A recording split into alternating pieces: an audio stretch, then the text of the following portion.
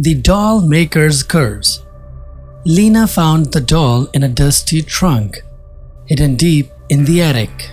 Its porcelain face was cracked and its glassy blue eyes seemed to follow her. A faded lace dress clung to its fragile frame, and when Lena picked it up, she thought she heard a faint whisper. So soft it could have been the wind. That night, she woke to a voice beside her bed.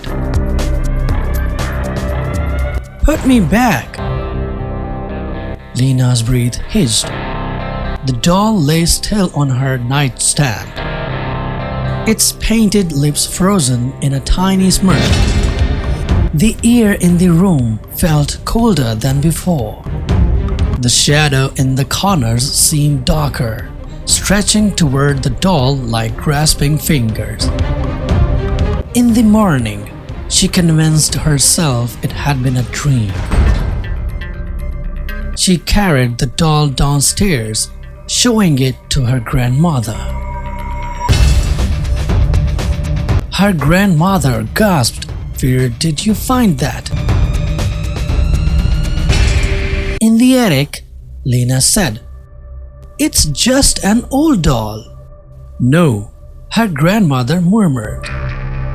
"That belonged to Eliza." Lena frowned. "Who's Eliza?" Her grandmother hesitated before whispering. "My sister.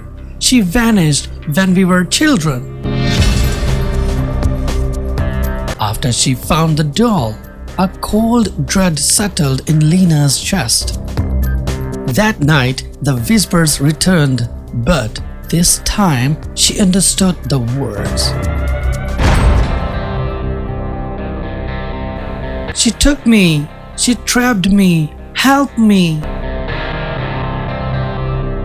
A chill ran down her spine.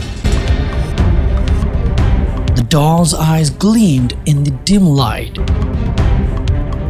filled with something almost human.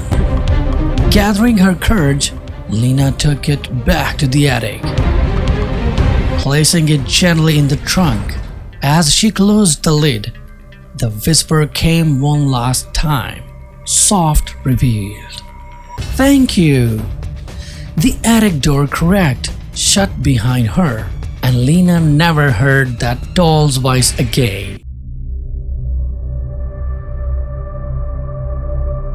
But sometimes, when the house was silent, she thought she heard a faint, distant whisper drifting from the attic, waiting.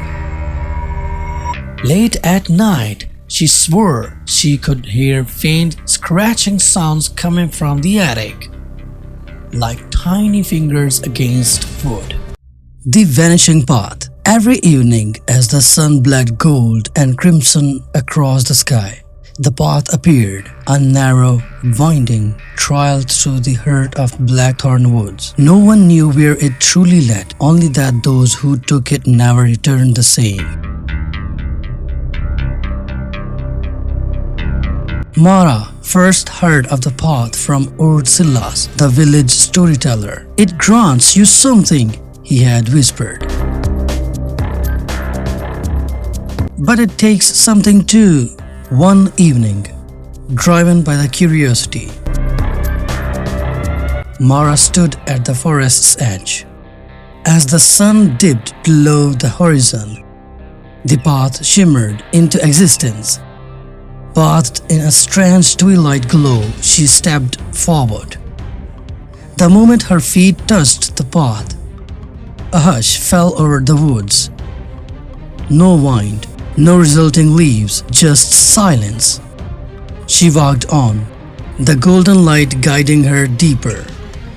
Shapes moved at the edges of her vision, shadows twisting unnaturally, figures darting between trees. Then the whispering began. "What do you seek?" Mara's breath caught. She hadn't spoken, yet the question rattled in her bones. I don't know," she admitted. The path wound tighter, the trees pressing in. The whispering continued, growing urgent. Every traveler leaves something behind. A memory flickered, her mother's lullaby. It slipped from her mind like mist,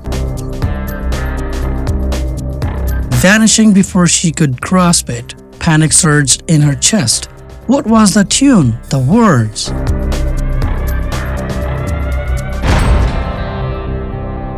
A fair price, the whispers cooed.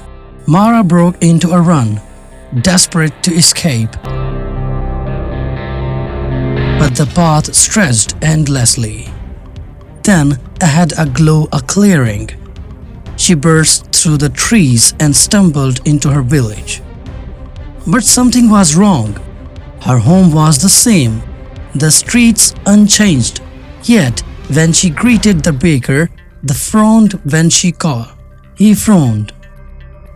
called her to friend, Alric, he hesitated. Mara. Mara? His voice was very. I feel I like you. I know you, but her heart pounded. The whisper had taken something more than a song. She rushed home, but when her mother opened the door, her eyes filled with confusion. Can I help you? Mara staggered back. She had returned, but she was no longer remembered. The path had granted a journey, but it had taken her place in the world. And as she turned back toward Blackthorn Woods, she knew there was only one thing left to do. At sunset, she would walk the vanished path again.